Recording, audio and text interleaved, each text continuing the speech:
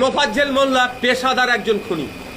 এই মোফাজ্জেল মোল্লার গুলি ছুড়াতে ভাঙড় চালতা বিদিয়ার আমার একটা ছেলের লোকের পা নষ্ট হচ্ছে, একাধিক লোক গুলিবিদ্ধ হয়েছে এর জন্য।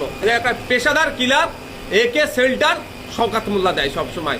শুধু তাই নয়, এ খুন করার আধ ঘন্টা আগে পরে কোথায় ছিল এর মোবাইলের লোকেশনে সিডিআর খুঁজলে পাওয়া যাবে তৃণমূলের কোনো নেতার অফিসের মধ্যে কি অফিসের বাইরে কোনো নেতার সাথে কথা বলেছে সেটা পাওয়া যাবে। সুতরাং ছাড়ের জায়গা নাই, রুট পাওয়া গিয়েছে, রুটটাকে ধরে এগোবো। আমি আবারও বলছি, ও তৃণমূল করে বিজেপি করে আমার দেখার দরকার নেই। ও ভাঙড় রাজ্জাক্কা, ভাঙড়ের ভোটার, আমাদের ভোটার, আমি ওর প্রতিনিধি, আমারও দায়িত্ব আছে ওর পরিবারকে বিচার পাইয়ে দেবার। এই লড়াই চলবে যতদিন না ওই পরিবার ন্যায় পাচ্ছে। প্রয়োজনে আমি আইনি লড়াই করবো, পরিবারকে ন্যায় আমি পাওয়াবো।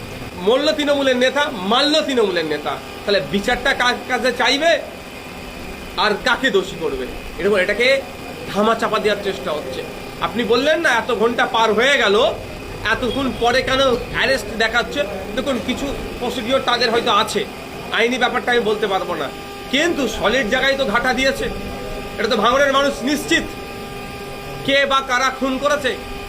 আনঅফিসিয়ালি আমরা বলছিলাম, কিন্তু এবার অফিসিয়ালি বলতে পারছি যে তৃণমূলের নেতা খুন হয়েছে আর তৃণমূলের নেতারাই খুন করেছে।